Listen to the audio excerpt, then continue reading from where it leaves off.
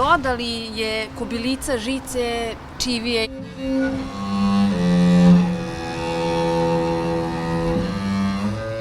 Ovo je neuporedivo sa bilo kakvim pravim i realnim violončelom.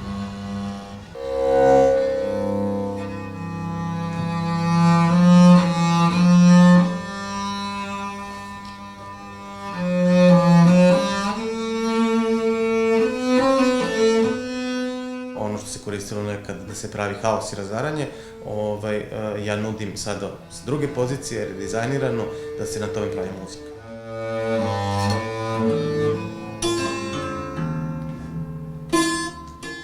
Pred nama je jedan od zvučnih objekata koji je napravljen od kalašnjikova i šlema. Spojen ima objekat koji može da se svira kao gitara. Napravljeni su pragovi, kao što se vidi, ubačene su žice, neke čivije i sve ono što je potrebno da se iz ovih vojnih objekata, odnosno rekvizita, izvuče zvuk.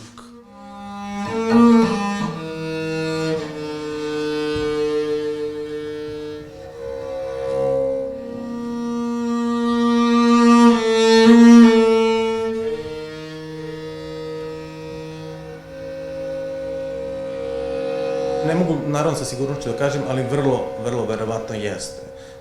To je oružje iz tog perioda i postoji mogućnost da je korišćeno u ratovima 90-ih.